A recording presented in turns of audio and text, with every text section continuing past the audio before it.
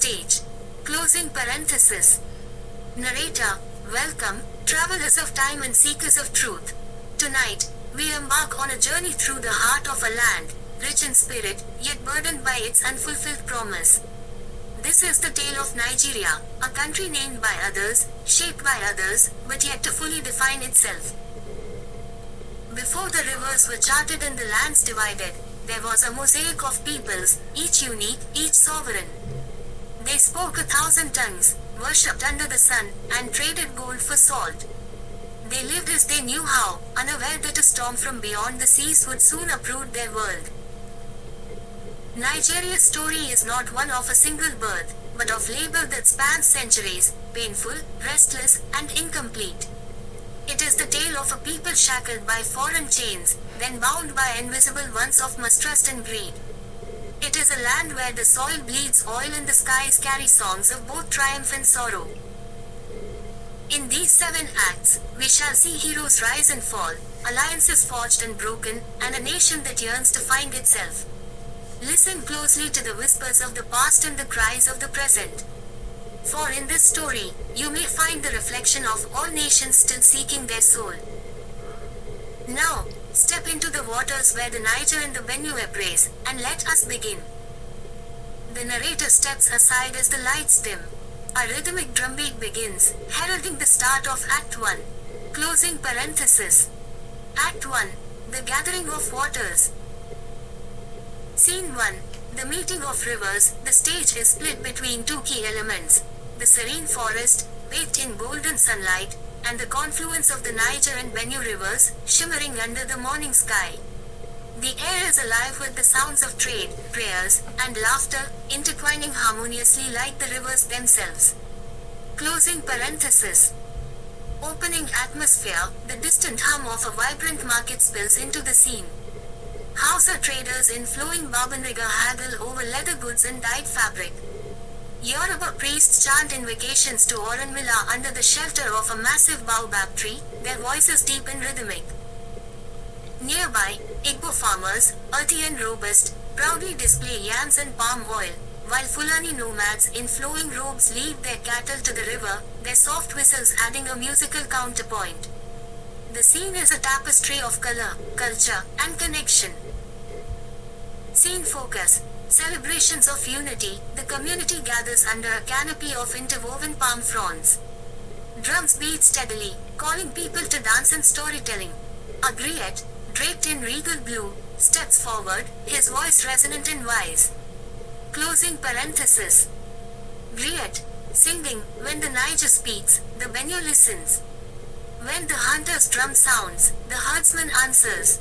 We are rivers, flowing, bending, living as one. For in this land, we are brothers, daughters, sons. Quote.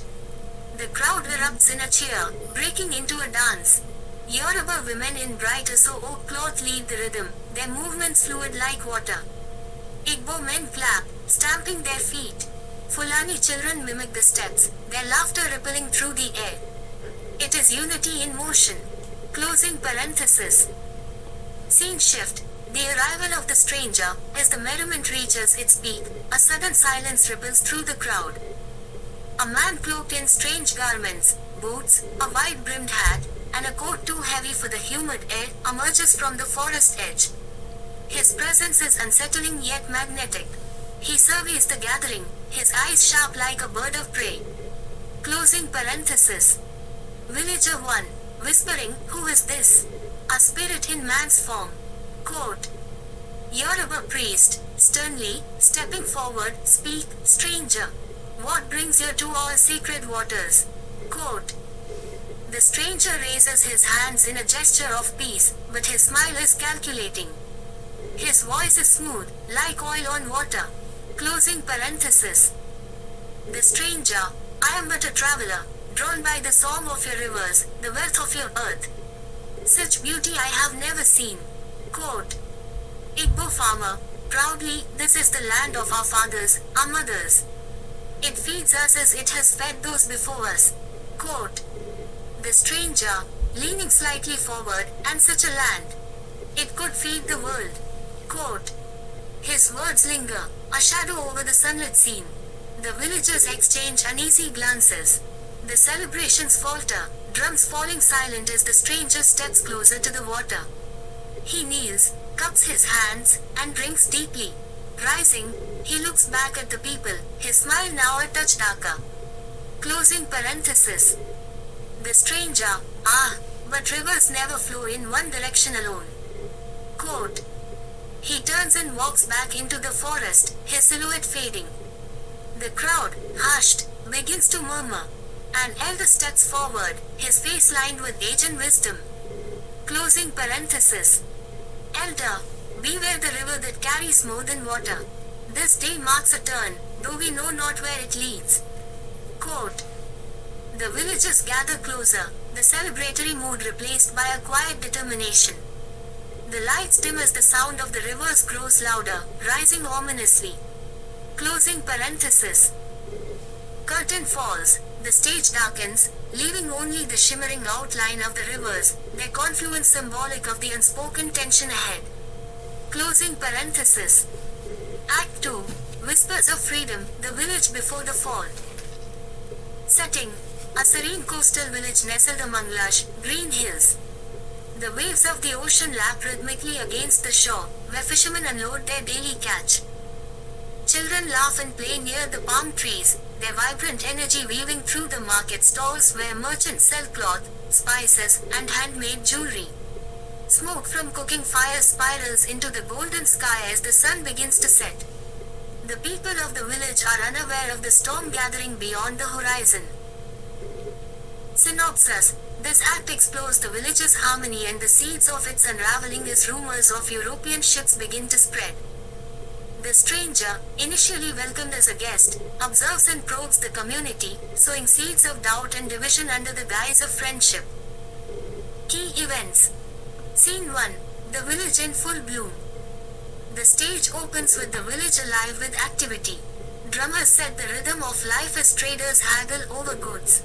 The young and old share stories, and fishermen, returning from the sea, sing songs of abundance. A young woman named Odessa, known for her fiery spirit, dances among the children, her laughter a symbol of the village's freedom. Her father, Chief Aiken, oversees the marketplace with a mixture of pride and quiet authority. He is respected for his wisdom and fairness. Suddenly, a villager runs in breathless, shouting about strange ships spotted on the horizon. The drummers pause, their rhythm faltering. Whispers ripple through the crowd, a mix of curiosity and apprehension. Scene 2. The arrival of the stranger. The stranger arrives with a small entourage of sailors and interpreters. He is an elegant figure, draped in foreign finery, his manners disarming. He speaks of trade and friendship, offering mirrors, guns, and trinkets in exchange for ivory and gold. The villagers, initially gather around. Chief Aiken is cautious but listens, curious about the opportunities promised. The stranger's smooth words charm some. Others, like Odessa, are less convinced. Scene 3. Rumors and tensions. As the days pass, the stranger integrates himself into the community, observing its strengths and vulnerabilities. Rumors spread that the stranger seeks more than trade, he seeks people. A debate unfolds among the tribal leaders. Chief Aiken holds council with neighboring chiefs. Chief Aiken, the land and the sea have always provided for us. Why gamble with our way of life for promises from a man who doesn't understand our ways? Quote. Chief Orbana, the world is changing, Aiken. If we do not adapt, we will be left behind. Quote. Odessa listens from the shadows, her anger rising. Scene 4. The prophetic warning. An elder, frail but radiant with wisdom, steps forward in the council. Elder Nandi, I have seen these storms before. They come with gifts, but they leave with souls. Do not be blinded by the glint of their gold. A crack in the wall begins with the smallest stone. Quote. The chiefs fall silent, troubled but unconvinced. Scene 5. The calm before the storm. The act ends with Odessa standing on a hill overlooking the sea. In the distance, she sees the stranger's ships anchored ominously. The drums of the village beat a steady rhythm, but an undercurrent of unease disrupts the harmony. Adisa clenches her fists and whispers to herself, "If we do not fight, we will lose everything." Quote. Curtain falls. Act 3. The Fabricated Dream, The Amalgamation of Nigeria, 1914. Scene 1. The Governor's Office. The office is a cavernous room with high ceilings, its walls adorned with maps of West Africa marked with colonial boundaries. A polished mahogany desk is covered in documents, treaties, and a ceremonial quill. Lord Lugard, a tall, austere man with an air of self-assurance, stands at the window, gazing out at the courtyard. His wife, Flora Lugard, sits on a chaise, leafing through notes. The distant hum of voices, chieftains and village leaders, filters through the window. Lord Lugard, turning to Flora with a wry smile, "And so, my dear, the great endeavor nears its consummation. The North and South, bound not by choice but necessity, shall breathe as one under the Union Jack." Flora Lugard, gently but with a hint of skepticism, "Breathe, yes, but in harmony, Frederick. Or merely out of obligation. These leaders, they seem weary, almost frightened." Lord Lugard, "They'll grumble as they all do when faced with change. But progress demands sacrifice. They'll thank us in generations." A knock at the door interrupts their conversation. A colonial aide enters, bowing slightly. "Aide, Your Excellency, the chiefs have gathered in the courtyard for the ceremony. The interpreter is ready." Lord Lugard, "Good, it's time. Summon the dancer." Scene 2. The courtyard of the governor's residence. The scene is alive with tension. A mixture of local leaders, some in regal abbadas, others in simple robes, stand in clusters, speaking in hushed tones. Their faces reveal a kaleidoscope of emotions, suspicion, fear, and reluctant curiosity. A ceremonial platform is set at the center, adorned with British and local symbols. A masked dancer emerges from the shadows, their body adorned with raffia and beads, their mask an unsettling mosaic of tribal designs. They move haltingly, their steps fragmented and awkward, a physical manifestation of disunity. Chief Balagan, southern leader, whispering to Chief Odu, "Do you see this? A spectacle to distract us from the noose they tighten." Chief Odu, northern leader, "What choice do we have? Refusal brings their wrath. Acceptance, perhaps, survival."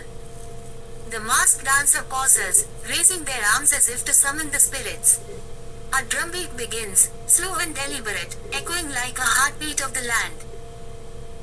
Lord Lugard, stepping onto the platform, honored leaders of the protectorates, today is a day history will revere.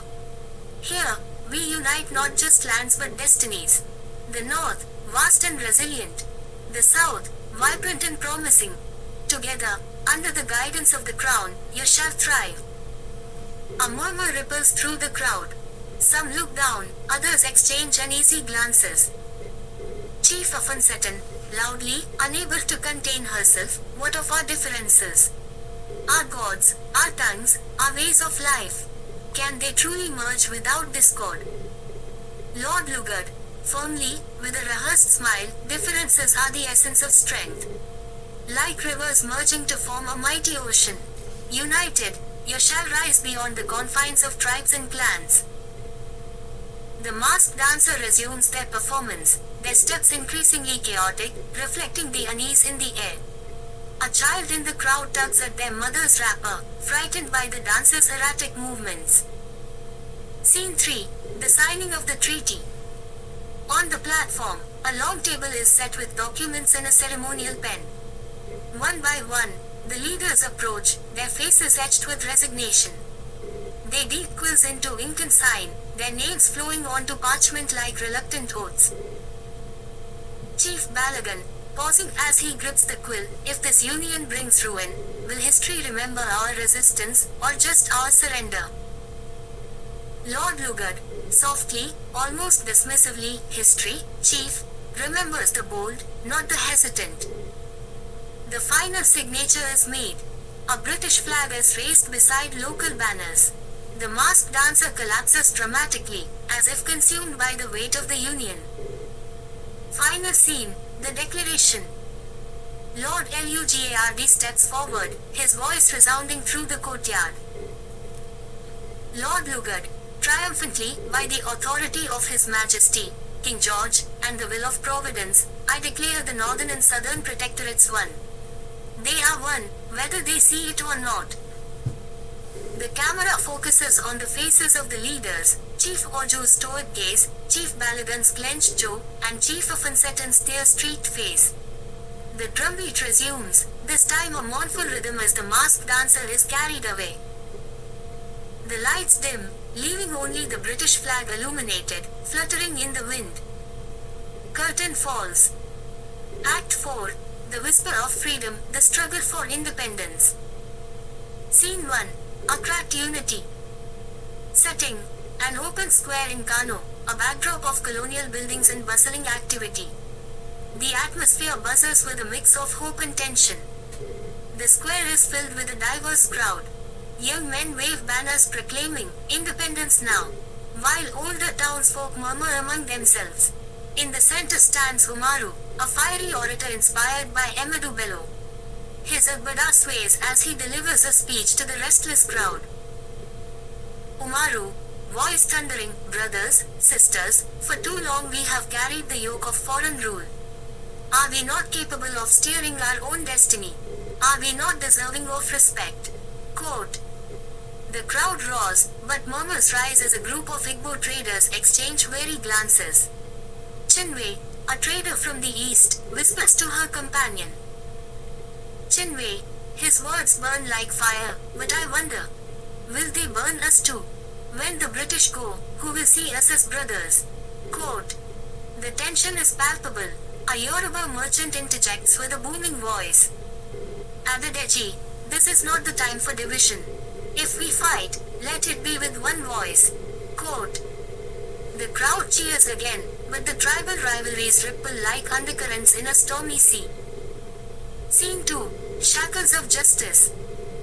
Setting, a dimly lit courtroom in Lagos, where the walls seem to bear the weight of centuries of oppression. 3 nationalist leaders stand before the bench. Their hands are chained, but their spirits remain unbroken. The room is packed with their supporters, among them Ada, a market woman in her bright iro and buba, holding a baby strapped to her back. Colonial judge, sternly, his accent clipped, you stand accused of inciting rebellion against the crown. How do you plead? Quote. The leader, Olusegun, steps forward. His gaze is steely, his voice unwavering. Olusegun, we plead guilty, my lord. Guilty of loving our land too fiercely, of daring to dream of freedom. Quote. Gasps ripple through the courtroom. Outside, the distant chant of a growing crowd echoes through the city streets. Judge, the law is clear. You will serve 10 years in prison. Quote. Ada rises, clutching her baby tightly. Ada, crying out, 10 years. 10 years while they steal our wealth. Who will rule us if you lock up the only ones who care? Quote. The court erupts into chaos, and the judge pounds his gavel. Ada's cry lingers, piercing the air like a haunting melody of loss and resistance. Scene 3, the market oracle. Setting, a sprawling market in Abadan, alive with chatter, colors, and the aroma of spices. Mama Ekundeo, an elderly woman with an air of wisdom, sits under a mango tree, peeling oranges. A crowd gathers around her, debating the future. Young man, if the British leave, who will lead? The North wants power, the East wants power, the West wants power. How can we build anything if we are divided? Quote. Mama Ekundeo chuckles softly, her voice like the rustle of leaves. Mama Ekundeo, my son, even ants know to march together when the rains come. But remember this, power corrupts. Whether white man or black man, it is justice we must demand. Quote. A young girl tugs at her wrapper. Girl, but mama, what is justice? Quote. Mama Ekundeo pauses, looking out at the setting sun. Mama Ekundeo, Justice is when every hand holds the hoe, every mouth eats the yam, and no one forgets the sweat of the farmer. Quote. The crowd falls silent, her words settling on them like a prophecy. The hum of the market resumes, but now with a sense of purpose. Scene 4. The Call of Freedom. Setting. A vast farmland, where the sun dips below the horizon. Workers gather after a long day, their tools resting against a solitary baobab tree. A young woman named Amina begins to sing a slow, mournful tune. One by one, others join, their voices weaving a tapestry of resilience and hope. Amina, singing, "Oh, land of my fathers, we will rise like the dawn, chains cannot bind us, the fight will carry on." Quote. The workers form a circle, their shadows dancing against the fading light. As the song rises to a crescendo, the distant sound of drums begins, a signal from the village that the fight for freedom is far from over. The scene fades, but the echo of their voices lingers, carrying the promise of a new dawn. This act captures the hope, division, and fierce determination of a people at the cusp of independence, struggling to forge a shared destiny amid profound challenges. Act 5. Blood on the Green, Civil War, 1967 to 1907. Scene 1. The battlefield. The stage is divided into two halves, a barren green field scarred by trenches and abandoned artillery. Smoke rises from the ground, and the faint echo of distant gunfire resonates. Soldiers in tattered uniforms, faces smeared with dirt, line up on either side. Their flags, one green and white, the other red, black, and green, flutter weakly in the wind. On the left, Corporal Aid, a Yoruba man, clutches his rifle tightly, his knuckles white. Opposite him, Private Chikudi, an Igbo soldier, white sweat and grime from his forehead. Both men breathe heavily, their eyes hollow with fatigue. Aid, through gritted teeth, how did we end up like this? Brothers one day, enemies the next. Chikudi, lowering his weapon slightly, do you think I chose this? My family hides in camps, starving. And yet here I am, fighting a war one did not start. The two soldiers stare at each other in a charged silence. Around them, others hesitate, their weapons shaking. The tension is broken when a mortar shell explodes nearby, scattering them like leaves. Amidst the chaos, Aid and Chikudi find themselves crouched in the same ditch, staring at each other. Slowly, they nod in silent agreement, tossing their guns aside and crawling out of the battlefield together. Scene 2. The refugee camp. The lights dim. The battlefield is replaced with a makeshift refugee camp. Torn tarps flutter in the wind, a muddy ground littered with tin plates and scraps of clothing. Women with gaunt faces huddle together, rocking malnourished children in their arms. In the corner, a girl no older than 6 digs frantically in the dirt, whispering her brother's name. Miriam, a mother in her 30s, stumbles into the camp, her head wrapped in a faded scarf. She clutches a photograph of her son, holding it out to anyone who will look. Miriam, desperately, have you seen him? My boy, Obi. He's 7, with a gap in his teeth. Please, anyone. No one answers. A woman with a baby strapped to her back shakes her head silently and moves on. Miriam collapses to her knees, sobbing, her cries piercing the heavy air. A child, skeletal and coughing, approaches her and tugs on her sleeve. Child, weakly, Auntie, are you hungry? Miriam, pulling the child into her arms, no, my dear. Just lost. A faint, eerie lullaby is hummed by a group of children in the background, their voices hauntingly pure amidst the misery. Scene 3. The final clash. The stage transforms into a massive open field where the final battle takes place. Soldiers march in formation, but their movements are sluggish, their spirits visibly broken. Above them, the Nigerian flag is hoisted while the Biafran flag lies crumpled on the ground. General Yakubu Bowen, in a pristine uniform, steps forward onto a raised platform. He clears his throat, his voice amplified by a crackling microphone. Andisco. Bowen, today, We declare that this war is over. The Republic of Biafra has been reintegrated into Nigeria. We shall work to rebuild, to heal the wounds of this nation. The words echo across the battlefield, but the soldiers remain still. There is no cheer, no relief, only a heavy silence. Slowly, the lights fade, leaving the faint sound of a woman's cry and the image of Miriam still clutching her photograph on the darkened stage. Curtain falls. Act 6. Democracy's Illusion. Scene 1. The ruined delta. The stage is dimly lit, showing a small village in the heart of the oil-rich delta. The air is thick with smoke. A broken pipeline spews black oil into the river, its glossy sheen reflecting the faint glow of lanterns held by the villagers. Closing parenthesis. Village elder, in despair, this black curse. Once, the waters were life, feeding our children, sustaining our land. Now, see, death seeps into our soil, poisoning our future. Young woman, cradling a sick child, my son cannot drink the water, cannot breathe the air. What is left for us, Baba? A child steps forward, his feet stained with oil.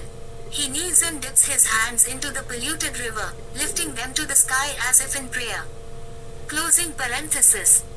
Child, whispering, the spirits have abandoned us. The villagers join in a mournful chant, cursing the black gold.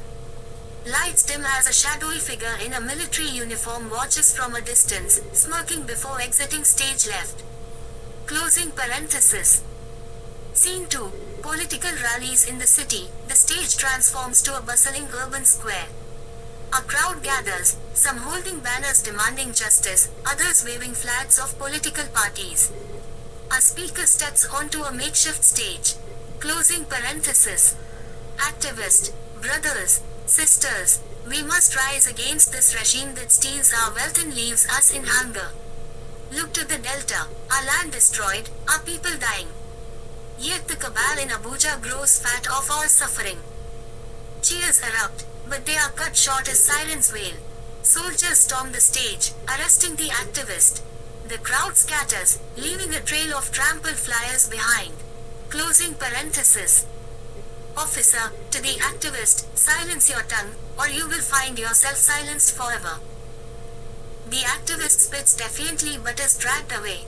A young journalist watches from the shadows, taking notes. Closing parenthesis. Scene 3. Behind the curtain of power, the stage shifts to a luxurious boardroom with leather chairs and a chandelier. Men in suits and military uniforms sit around a table, sipping imported whiskey. Maps of oil fields and dollar figures are projected on the walls. Closing parenthesis. Cabal leader, gentlemen, the people will always grumble. Let them. What matters is control. The oil flows, the money pours in, and we stay untouchable. Businessman, what of the protests? The international community grows curious. Cabal leader, with a laugh, we pacify them with handshakes and photo ops. Democracy is an illusion we let them cling to. A young aide enters, whispering something to the cabal leader. The leader's smile fades briefly, then returns. Closing parenthesis. Cabal leader, another coup is on the horizon, I see. No matter, let them fight over scraps.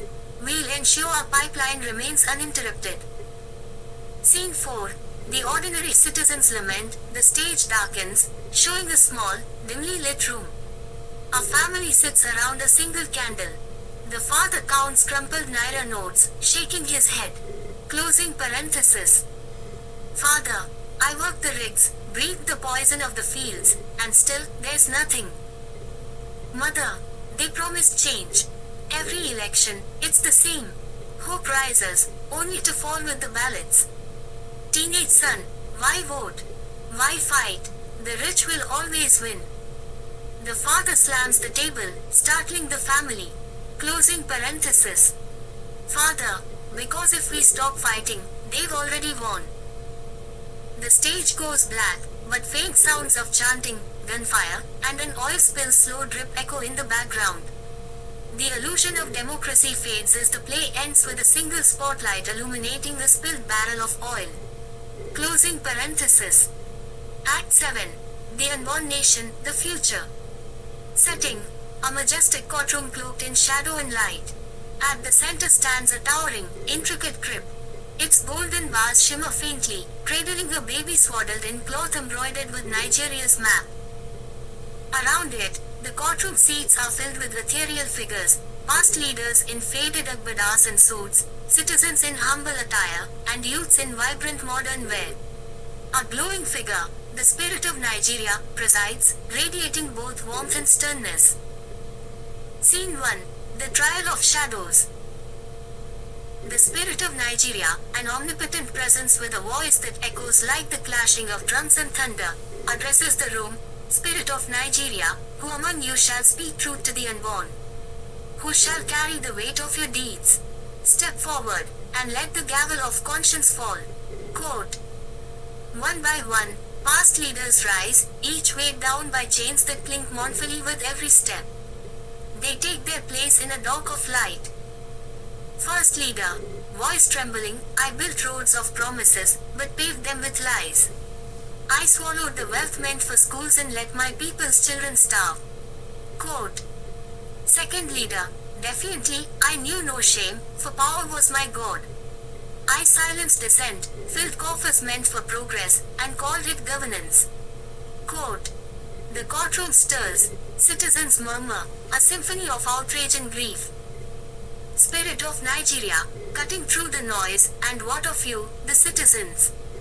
Did you not cheer these leaders on, feast on scraps of stolen wealth, and trade your votes for crumbs? Quote. The citizens bow their heads. A woman, Mama Folake, stands, clutching a faded cloth. Mama Folake, tearfully, we let despair blind us. We thought survival was enough. But our silence built their thrones. Quote. Scene 2. The Chorus of Youths. A roar of footsteps shakes the courtroom. The doors burst open, and a chorus of youths marches in, a tidal wave of vibrant colors and fervent energy. They hold torches that burn with blue, green, and white flames. Chorus of youths, chanting, we are the heartbeat, we are the change. From the ashes, we rise again. Justice, equity, unity now. Quote. A young girl, Adora, steps forward. Her gaze is fierce, her voice unwavering. Adora, we inherit a land scarred by your greed, but we are not afraid. The chains of division and corruption will shatter under our hands. This crypt will not remain empty. Quote. She gestures to the crypt, and all eyes turn to it. The baby stirs, letting out a soft cry. Scene 3. The Cry of the Unborn. The courtroom grows silent, the air thick with anticipation. The baby's cry grows louder, echoing like a question unanswered. Faces, youthful and aged, hopeful and hesitant, surround the crypt. Spirit of Nigeria, solemnly, the child cries for a nation yet to be born. Will you give it life, or let it perish in the womb of ambition? Quote. The camera-like focus pans over faces. The past leaders, now ghostly and fading, bow their heads in shame. The citizens clasp hands, their eyes flickering with determination. The youths, united, raise their torches higher. Chorus of youths, softly, then crescendoing, we are the heartbeat, we are the change. Quote. The baby's cries subside, but its future remains uncertain. Final tableau, ambiguity and hope. The lights dim, only the crypt glows, casting shadows that shift between unity and discord. The baby stretches, reaching tiny fingers toward the torches. The spirit of Nigeria lifts its gaze to the audience. Spirit of Nigeria, and you, watching this drama unfold, what role will you play in the making of tomorrow? Quote. The scene fades to black. The baby's heartbeat echoes softly, a reminder of fragile, persistent hope. Themes in action. This act weaves its themes into the dialogue and visuals. The diversity of voices demanding unity, the confession of corruption, and the resilience embodied by the youths. The baby's cry symbolizes both a plea and a warning, a future shaped by the decisions of today. Note: The play uses allegory and historical accuracy to question if Nigeria, as envisioned, truly exists, or if it remains an unrealized dream.